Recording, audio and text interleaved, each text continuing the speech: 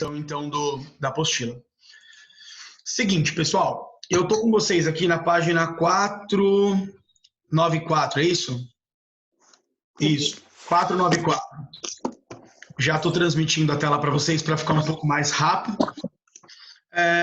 Falando um pouco, então, sobre população mundial, né? Que é a questão do envelhecimento da população, do crescimento da população.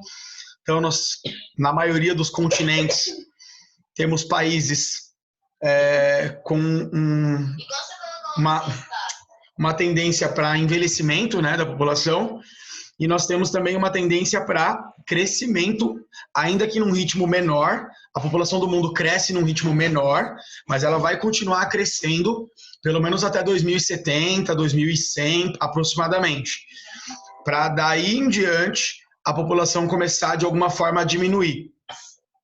E quem vai puxar o crescimento da população é o continente africano, ou seja, lá as taxas de natalidade e fecundidade ainda são muito altas, seguidas pela Ásia. A Ásia também ainda tem uma taxa de natalidade e fecundidade um pouco alta. E tem alguns continentes que vão entrar naquilo que nós chamamos de inverno demográfico, né? Ou seja, a população está ficando muito velha, não estão tendo mais filhos, e daqui a pouco vai começar, daqui a pouco não, né? Já está acontecendo. Vão começar a morrer mais pessoas do que nascer. Beleza, meninas? Uhum. É o exemplo, então, da Europa, principalmente, mas também acontece no Japão, também acontece na América do Norte, no Canadá, ali mais ou menos. Nos Estados Unidos não dá para generalizar. Tem algumas áreas dos Estados Unidos que são mais ricas que isso acontece, mas tem muitas cidades mais pobres, influenciadas por populações afrodescendentes, que o número de filhos ainda pode continuar mais ou menos estável. Tudo bem? Na América Latina, em especial no Brasil, a tendência é a diminuição. Vocês podem ver que em 1950, 1960, nós tínhamos muito mais filhos por mulher do que hoje em dia. Chegava a 6 filhos por mulher. Hoje não passa de 2 filhos por mulher. Tá bom? Então vamos para a questão agora, senhoras. O mapa da distribuição da população mundial mostra a irregularidade da ocupação humana pelo espaço. E, de um modo geral, está associada a 3 fatores principais: físico ou natural, histórico ou econômico. Identifique as áreas assinaladas pelos numerais de 1 a 5 com seus respectivos fatores favoráveis ou não favoráveis à ocupação humana. Então, um exemplo aqui, ó. Peguem aí o item... Deixa eu só aumentar um pouquinho. Peguem aí o item 1 aqui, ó. Qual seria um fator favorável ou não favorável dessa região para vocês aí, pessoal?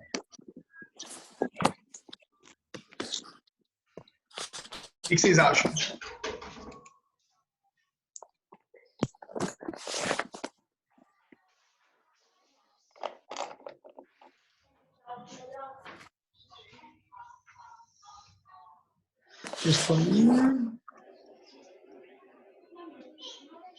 Essa parte aqui é a China, né? China? Isso, Débora. É basicamente a região chinesa, isso mesmo. Deixa eu aumentar um pouquinho aqui. A minha apostila não é das melhores para ver isso, que ela está em preto e branco, mas isso mesmo, tá? Ó. Então você tem a Índia aqui, ó, e toda essa região, então, seria a China, tá? Não vamos fazer todas, mas vamos pegar algumas coisas para a gente poder analisar, tá bom? Uhum. Então, no sudoeste da China, pessoal, nós temos aspectos, fatores muito favoráveis, tá? Nós temos rios, nós temos uma planície litorânea cortada por rios, então nós temos água, nós temos terras férteis, e partindo do ponto de vista da comunicação pelo transporte, nós temos o Mar da China, que é um litoral aqui que basicamente hoje representa 40% do transporte marítimo do mundo. Tá dando para entender? Sim. Meninas? Sim. Tá? Então, essa parte aqui na China é muito favorável, tanto que a China existe desde o ano 2500 a.C., justamente pela disponibilidade de água. Tá bom?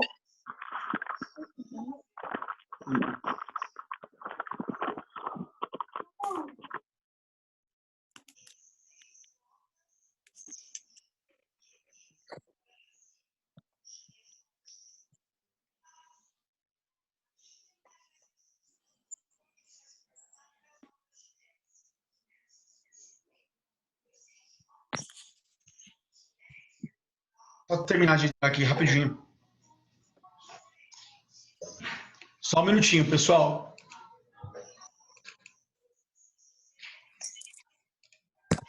Pronto. Valeu, estão me ouvindo? Uhum. A minha filha estava usando um fone que conectou no computador aqui sem querer. Então, eu espero que tenha entendido aqui a presença dos rios, a planície e tal. Vamos pegar um lugar onde a ocupação não é favorável e que está sendo citada no mapa. Peguem aqui, então, essa região do Canadá aqui, ó, tá? Região 3. É uma região anecúmena. A gente poderia pegar o Alasca também, né? Poderia pegar o Alasca também. É uma região anecúmena, ou seja, eu tenho uma temperatura muito baixa, o relevo basicamente coberto por neve, por gelo. Obviamente, eu não consigo ter agricultura, eu não consigo ter um desenvolvimento econômico, social desenvolvido. Tudo bem? Ok. Então, beleza. Só para a gente explanar um pouquinho essa imagem, tá?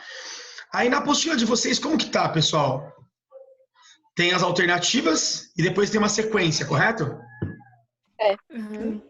Alternativa D, tá, gente? Então a D, ó, 3, 4, 1, 5 e 2, tá? 3, 4, cadê? Já sumiu minha tela aqui. Que legal, que fofinho.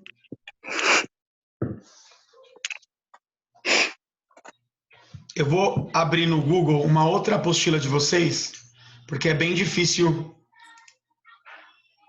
ler aqui a apostila de vocês, mas eu já vou abrir uma outra aqui.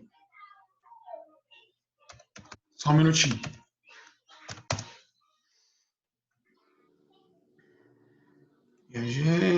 Digital. Eu vou entrar aqui na outra apostila de vocês, que fica um pouco mais claro.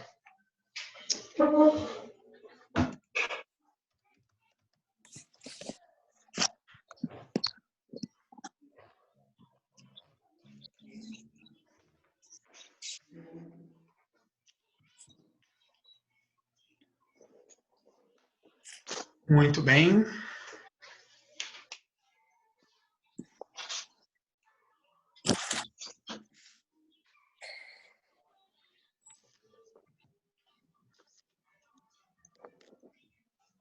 Beleza. Só vou pegar o material de vocês, pessoal, rapidinho. É que eu vou pegar o material de vocês mesmo, colorido no site aqui. Segundo ano, manual do aluno, geografia. Senão eu não vou conseguir visualizar.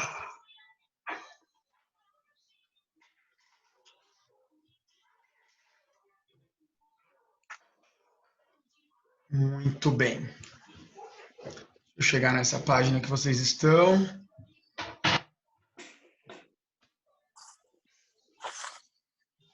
494, né, gente? Uhum. Uhum. Beleza, eu vou até alterar a tela e vou colocar uma outra tela para vocês que vai ficar mais fácil de trabalhar. Verifiquem aí comigo se está ok. Estão vendo aí? Uhum. Sim. Então, beleza, galera. Seguinte, ó, alternativa D, então, sequência aí 3, 4, 1, tá? Então, pegando esses números aqui de cima, né, ó, e colocando eles nas sequências aqui embaixo.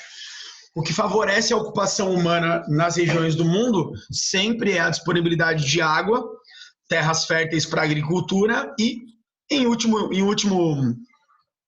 escala, a comunicação por via marítima, que era a única forma de comunicação que o mundo tinha há alguns séculos atrás, né? Há 100, 200 anos atrás. Então, se você pensar que você vive na África, vive na Europa ou vive na Ásia, você consegue se comunicar com 3 continentes de uma forma mais tranquila. Agora, se você vive numa região muito interiorizada, né, muito dentro do território, então a questão da comunicação já é mais complicada. Você vive numa área muito fria, a produção de alimentos, a produção de comida é muito difícil. Se você vive numa área desértica, exemplo, essa região central da Ásia aqui, pessoal, essa região central da Ásia, ela é uma área desértica, então escassez hídrica, solo pedregoso, problemas em relação à água, problemas em relação à agricultura. Tudo bem? Uhum. Outro fator importante, segundo, são os terremotos, né? Terremotos e tsunamis e vulcões. Então, você mora num país igual a Indonésia, que você tem vulcão ativo o tempo todo. Você mora num país igual o Japão, que de tempo em tempo tem um terremoto ou um tsunami. Ou no Nepal, na Índia, que você vira e mexe também tem um grande terremoto no Himalaia, bem complicado também. Então, lembrem-se sempre desses conceitos, tá? Vamos para a questão 2. Leia com atenção a notícia que segue. França pagará 750 euros mensais por terceiro filho. O governo francês irá pagar uma licença de 750 euros, cerca de R$ 2.050. Isso quando a apostila foi feita, né? Agora dá mais do que isso, porque o euro deve estar valendo mais agora. Durante um ano, as famílias que decidirem ter um terceiro filho, anunciou ontem o primeiro-ministro do país, Dominique Villepin. A medida anunciada pelo governo francês está diretamente relacionada ao quê, pessoal? Já dei a resposta aqui, mas vamos lá. Alternativa C, né? Sobrecarga no sistema de previdência social francês, em que um número cada vez menor de jovens precisa sustentar um número cada vez maior de pessoas aposentadas. Essa é uma tendência para o mundo todo, tá, gente? As famílias vão tendo menos filhos, a qualidade de vida melhora, então acabam-se que as populações estão vivendo mais tempo, até os 70, 80, 90 anos, e por termos menos filhos, não temos pessoas trabalhando para pagar impostos para os governos pagarem a aposentadoria de quem está em casa. Tá claro isso para vocês? Sim. Beleza? Então, assim, é um problema muito grave, muito sério. Que em todos os países, mais ou menos, isso gera um certo problema. E eu citaria para vocês, no caso da França, que a França tem aproximadamente 6% da população de muçulmanos. Então, muitos imigrantes muçulmanos entraram na França nos últimos anos e entre os jovens, os muçulmanos são 30%. 30% dos jovens franceses são islâmicos. E eu acho que vocês sabem que a cultura oriental islâmica, ela aprecia essa ideia de ter muito filho. Então, qual que é a tendência para a Europa, mas principalmente para a França? A tendência para a França é que daqui a uns 30 anos vai ter mais muçulmano lá do que não muçulmano, tá? Esse é um fator importante não só na França, mas na Inglaterra, em vários países europeus, por conta da maciça entrada de árabes nos últimos 20, 30 anos. Tudo bem? Ok. Eu gostaria que vocês relacionassem isso à xenofobia, aos atentados terroristas, né? À intolerância, porque muitos governos acabam sendo intolerantes com os muçulmanos, proibindo o uso da burca, proibindo a adoração a Alá em lugares públicos, e isso pode gerar manifestações por parte de grupos fundamentalistas islâmicos, como, por exemplo, o Estado Islâmico. Tudo bem? Ok. Beleza. Então vamos lá, vamos para a próxima. Faça um texto, deixa eu tirar aqui. Vamos lá. Faça um texto dando sua opinião a respeito da antiga política do filho único chinesa, mostrando-se favorável ou desfavorável a essa política, justificando sua posição. Gente, vamos lá, rapidinho fazer uma enquete aqui. Débora, você que é bem ligada nessas questões, Se você imagina que você vive num país igual a China, que é uma ditadura controlada por um partido comunista, e o governo tem uma população muito grande, 1,3 bilhão de pessoas, e o governo institui uma lei proibindo você de ter filho. Como que você reagiria a isso?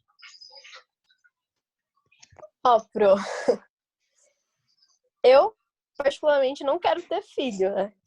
Mas, assim, se colocando no lugar de uma pessoa que quer ter, eu ia ficar bem revoltada.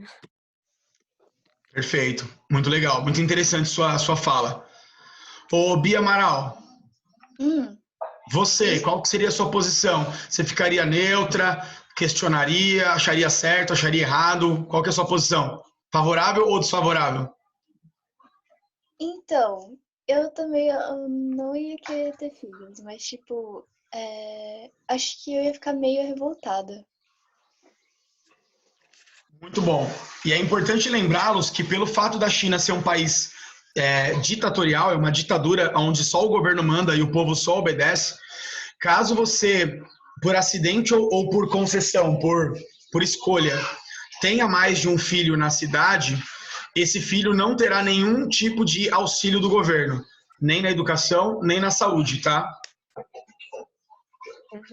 Então, na verdade, galera, essa Covid-19, essa crise, essa pandemia do corona, mostrou bem, né? Vocês viram que o governo chinês obrigou as pessoas a ficarem em casa e literalmente controlou a situação. Por quê? Porque lá o governo tem uma autoridade absurda contra a população. Eu acho que é bem legal esse ponto de vista que vocês, Bia e Débora, deram, porque existem pessoas que têm um plano, que têm um sonho de ter uma família, né? Sim. Com certeza. Então, sem dúvida, é bem complicado. Escreva uma resposta que vocês achem adequada aí. A ideia do governo era realmente controlar a população, né? Só que hoje, só para vocês terem uma ideia, hoje em dia o governo já pensa em flexibilizar essa lei. Por quê? Porque a população chinesa, assim como todas no mundo, está envelhecendo. E, obviamente, a China vai precisar de força de trabalho. Então, o governo já pensa em incentivar as famílias a voltarem a ter filhos. Só que agora pode ser meio difícil, porque é o que vocês falaram, as famílias se acostumam com a ideia de não ter filho e depois elas não querem ter. Elas pensam que elas podem ter uma vida melhor, né? Fazer uma faculdade, viajar pelo mundo. E, obviamente, uma pessoa que quer fazer essas coisas não deseja, obviamente, ter filhos ou ter muitos filhos, tudo bem? Beleza, então. Questão 2. O envelhecimento da população está mudando radicalmente as características da população. Da Europa. Deixa eu tirar aqui a telinha da frente. Onde o número de pessoas com mais de 60 anos deverá chegar nas próximas décadas a 30% da população total. O Brasil tem 25 milhões de idosos, tá? Então, isso aí dá mais ou menos 10%, um pouco mais, dá uns 14% da população, tá? Daqui a uns 30 anos, o Brasil vai ter mais ou menos algo parecido com a Europa, uns 30% da população com mais de 65 anos. Graças aos avanços da medicina e da ciência, a população está cada vez mais velha. Isso ocorre em função do... Por que isso ocorre, pessoal? O que vocês acham? Declínio da taxa de natalidade e aumento da longevidade. Perfeito. Então, alternativa A. Cada vez mais as mulheres estão inseridas no mercado de trabalho e na vida acadêmica, estudando, e essas mulheres acabam por não ter filhos. Somado à inserção da mulher no mercado de trabalho, deve-se citar o uso de contraceptivos, tudo bem? Então, alternativa A. Mais atividades, questões 1, 6, 7 e 8. Não sei onde está essa questão. Vamos direto. Pessoal, refugiados no mundo, aproveitar que eu estou com a apostila aberta na frente de vocês. Existem, de acordo com a ONU, de acordo com a Acnur, que é a Agência Mundial para Refugiados, existem aproximadamente 65 milhões de refugiados no mundo. Então, refugiados são pessoas que tiveram que fugir do seu país por motivos graves, tá? Perseguição, por guerra ou por desastres naturais, tudo bem? Uhum. Então, ó, olhem esse gráficozinho. A Síria hoje lidera o mundo com 6 milhões e 300 mil pessoas refugiadas. Em geral, essas pessoas estão vivendo em desertos na região do Oriente Médio. Lembrando que desses 6 milhões de pessoas, pessoal, vocês já devem ter visto bastante vídeo sobre isso, 50% são crianças e mulheres, tá? Uhum. E a realidade é que os idosos, infelizmente, são os primeiros que morrem. Então, a guerra da Síria começou em 2011, eles estão em guerra até hoje, é uma guerra civil, né, da população contra o governo, já morreram mais de 500 mil pessoas, e de acordo com esse gráfico de vocês, 6 mil pessoas estão 6 mil pessoas estão refugiadas. 6 milhões de pessoas, desculpa, estão refugiadas, tá? No Brasil, pessoal, só para atualizar vocês, no Brasil vieram mais ou menos 2 mil sírios, tá? Dessa guerra para cá. Ô, Débora. Oi. A sua igreja chegou a ajudar algum refugiado sírio ou de outro país em guerra nesse período de 2017, 2018, que foi bem grave ou não? Pro país, não. Tipo, só outro estado do Brasil. Mas o país, pelo que eu saiba, não. Venezuelanos também não? Não. Quer dizer, eles ajudam Moçambique, né? Moçambique. É. Não sei se isso conta. Eu tô te perguntando isso porque em acho que foi 2013, 14, eu não lembro agora, eu fui para aquela Batista Lagoinha de Belo Horizonte, sabe, da família Valadão? Sei. E aí eu conheci 3 sírios que tinham fugido da guerra, que foram adotados pela Batista Lagoinha. Foi bem interessante, foi uma oportunidade única, assim, bem legal, porque são pessoas, assim, sabe, que tem uma esperança, sabe, de ter uma vida melhor, ter um sonho de estabelecer realmente as suas famílias e tal. E as igrejas têm um trabalho muito forte em ajudar esses refugiados. Então, a minha igreja, ela ajuda uns missionários lá em Moçambique, sabe? Eu não sei se isso conta também, porque é relacionado a missões. Conta, sabe por quê?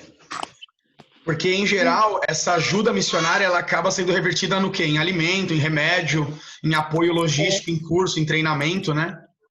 Uhum. Então, beleza, vamos lá. Eu vou descendo aqui um pouquinho. O que tiver de mapa, a gente dá uma analisada. E o que não tiver, a gente deixa para estudar na videoaula. Joguem na apostila, por favor, página 501. Mas na verdade já começou com esse número de páginas. Essa apostila é meio diferentona. É porque é uma sequência de outro material. Vocês estão ouvindo a minha filha gritando aqui?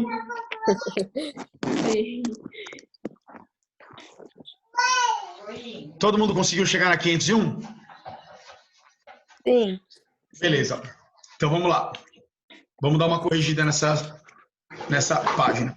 FUVEST. Tendo em vista a dinâmica mundial dos movimentos migratórios na atualidade, qual das afirmações a seguir pode ser considerada correta? Seguinte, pessoal. Primeiramente, vocês devem saber que as migrações no mundo, elas acontecem por alguns fatores. Ninguém sai da sua localidade, da sua terra de origem, porque não tem o que fazer. As pessoas saem das suas áreas normalmente por uma necessidade. Essa necessidade, em primeiro lugar, ela é econômica. Então, as pessoas saem de um país para o outro em busca de emprego e melhores condições de vida. Mas como a gente já falou aqui na Síria, da África, em outras condições, existem também aquelas migrações forçadas. A migração forçada, um bom exemplo é a escravidão, em que os negros africanos eram comprados e trazidos para a América para trabalhar como escravos. Tudo bem? Uhum.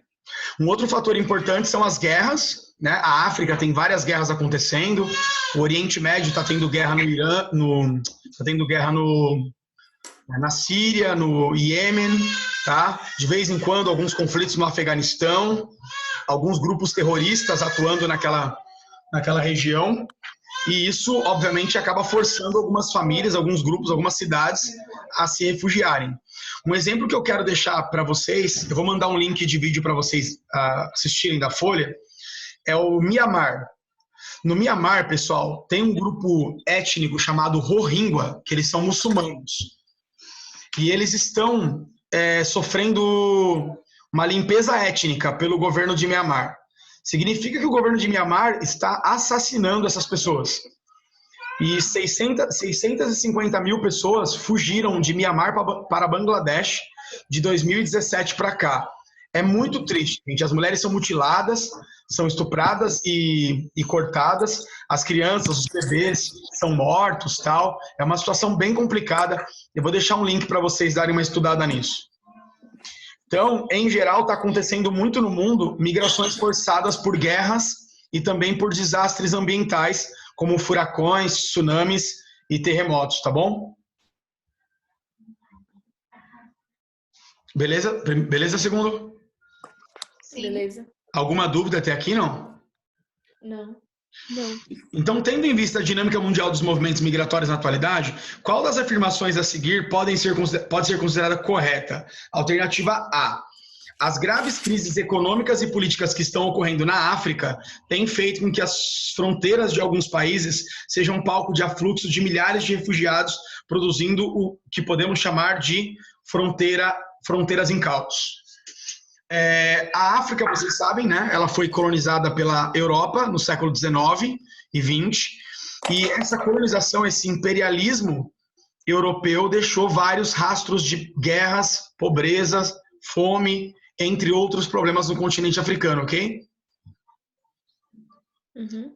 Isso faz com que muitos desses países criem redes ilegais de tráfico de pessoas que cobram para atravessar essas pessoas pelas fronteiras com a Europa, ou pelo Mar Mediterrâneo, ou pelo Estreito de Gibraltar, que é o limite entre Marrocos e Espanha. Tudo bem?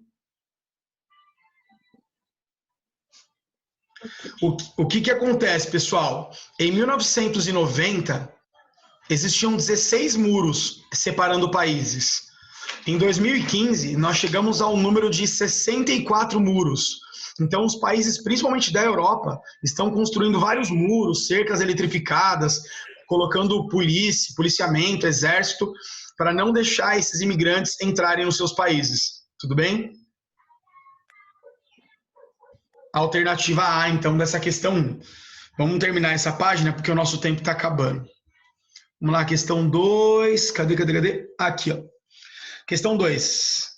Texto 1. Mais de 1.000 refugiados entraram no território húngaro apenas no primeiro semestre de 2015. Budapeste lançou trabalhos preparatórios para a construção de um muro de 4 metros de altura e ao longo de sua fronteira com a Sérvia, informou o ministro húngaro das Relações Exteriores. Disponível em tal. Texto 2. O Alto Comissariado das Nações Unidas para Refugiados, Acnur, critica as manifestações de xenofobia, ou seja, de preconceito contra estrangeiros, adotados pelo governo da Hungria. O país foi invadido por cartazes nos quais o chefe do executivo insta os imigrantes a respeitarem as leis e a não roubarem os empregos dos húngaros. Para a Acnur, a medida é surpreendente, pois a xenofobia costuma ser instigada por pequenos grupos radicais e não pelo próprio governo do país. Então vocês estão vendo, gente, numa questão de Enem, uma clara demonstração de ódio ao estrangeiro. A Hungria, na verdade, ela é formada por países que são de um grupo étnico asiático e europeu, tá? Eles são brancos e, em geral, são católicos ortodoxos. E eles, principalmente, são contrários aos imigrantes vindos da África e, principalmente, do Oriente Médio, os árabes. E aí começou aí uma onda de xenofobia lá na Hungria. O posicionamento governamental citado no texto e criticado pela Acnur pode ser considerado um fortalecimento das práticas de discriminação. Tudo bem, segundo? E isso acaba gerando, às vezes, violência, ataques pessoais, isso pode gerar um ataque terrorista e assim por diante, tá bom? Meninas, vocês estão comigo aí? Sim. Beleza. Então vamos lá, vamos tentar terminar essa página. A partir da Segunda Guerra Mundial, as migrações internacionais passaram por importantes mudanças. Novas correntes migratórias foram surgindo, impulsionadas pelas condições existentes tanto nos países de origem quanto nos países de destino dos migrantes. Nesse quadro, os Estados Unidos foram se firmando como um país que mais recebe imigrantes no mundo, o que o obriga a repensar seguidamente a sua política imigratória. A política imigratória em vigor nos Estados Unidos, alternativa E, impede a entrada de clandestinos acusados de tirar os empregos dos norte-americanos, mas atrai especialistas estrangeiros para atender às necessidades das empresas de alta tecnologia.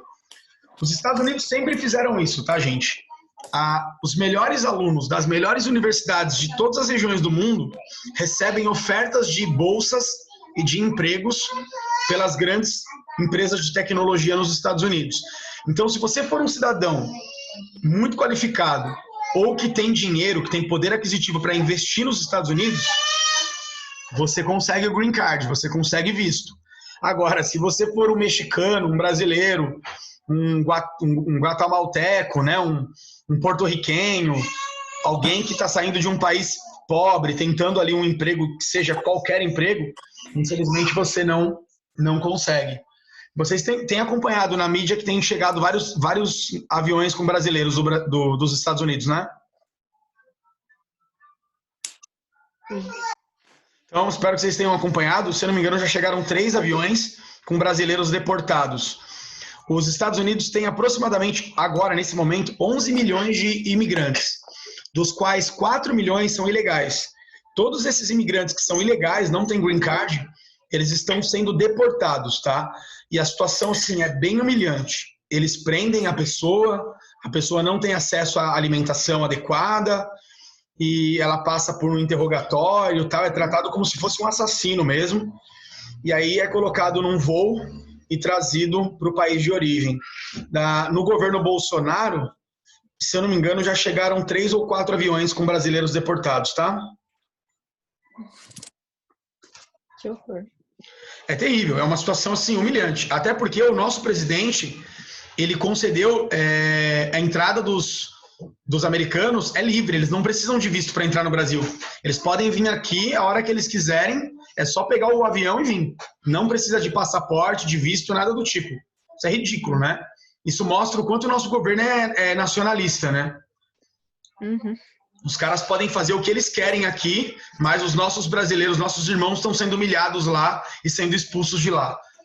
E o próprio governo, o próprio Bolsonaro, ele afirmou em rede nacional que brasileiros ilegais são criminosos. Ou seja, o cara que está tentando trabalhar e está tentando ganhar a vida é um criminoso, né? Então, vejam a inversão de valores, né? Eu não estou querendo dizer para vocês que eu estou incentivando, né, a ida ilegal para um país, não é isso que eu estou querendo fazer. Mas é apenas um ser humano tentando sobreviver, né, gente? É isso que a gente tem que pensar, né? Uhum. Beleza? Então, tranquilo. Não sei se vai dar tempo, mas se der tempo, a gente faz mais uma abordagem. Pessoal, só para não deixar passar batido, a gente já está aqui. Esse mapa é o mapa da distribuição das nações indígenas no século XV. Quando os portugueses chegaram no Brasil, existiam aproximadamente 4 milhões de indígenas vivendo no Brasil, dos quais no litoral nós temos os tupi-guaranis, tá? Mas não somente os tupis. Vejam que os tupis são a maioria, ó. A cor em bege aqui indica que são os tupi-guaranis. A porção leste do Brasil e o centro-oeste do Brasil. Mas nós temos também aqui, ó, os Aruac, pegando uma boa parte do Brasil, no Mato Grosso, né? A região Mato Grosso do Sul, Mato Grosso, pegando uma parte aqui do Sudeste, os Aruac. E também temos aqui o G, né? Essa etnia macro-G, como é conhecida, que pega toda essa região do centro-oeste e do norte-nordeste do Brasil. Então percebam que a formação original da população brasileira, ela é uma formação indígena, principalmente formada por esses 3 troncos indígenas aqui, ó, Tupi, Macro-G e Aruac, tá? O que aconteceu ao longo dos processos colonizadores de Portugal no Brasil? Ao longo do processo de colonização, esses índios foram morrendo, vítimas de doenças ou de guerra, e quem sobreviveu, sobreviveu através de uma única forma, sobreviveu fugindo. Então esses indígenas, até hoje, eles estão fugindo do homem branco. Eles vão entrando o sertão adentro e vão ocupando as áreas mais remotas, ainda não ocupadas do Brasil. E de 4 milhões de índios que nós tínhamos há 500 anos atrás, hoje nós não temos mais do que 100 mil índios, tá? Uhum. Tá? Então percebam que é a nossa formação, são os donos da terra, tá? A primeira civilização da América do Sul, e eles basicamente foram dizimados ao longo dos últimos 500 anos, 400 anos. Beleza. Dá uma analisada nesse mapa. A gente já falou um pouco sobre isso, mas só para não perder o foco. Fazendo então uma questãozinha com vocês aqui da página 505, pessoal. A última questão para a gente encerrar. Página 505, questão do Enem, questão número 1. Eu acho que não vai dar mais tempo de nada, então a gente tenta fazer ela e encerra. A língua de que usam por toda a costa carece de 3 letras que convenha saber. Não se acha nela o F, nem L, nem R. Coisa digna de espanto, porque assim eles não têm fé, não têm lei e não têm rei. E dessa maneira vivem desordenadamente, sem terem, além disto, conta nem peso nem medida. Ou seja, não usam dinheiro, não usam moeda, não são donos de nada. Essa é a visão que os portugueses fizeram dos indígenas quando chegaram no Brasil. Diziam que eles não têm lei, não têm rei, não têm fé, e diziam que eles também não tinham um comércio estabelecido por dinheiro. Ou seja, eles vão menosprezar a cultura indígena. É o famoso preconceito eurocêntrico, de achar que a Europa é superior às outras civilizações. Tudo bem, meninas? Uhum. A observação do cronista português Pero de Magalhães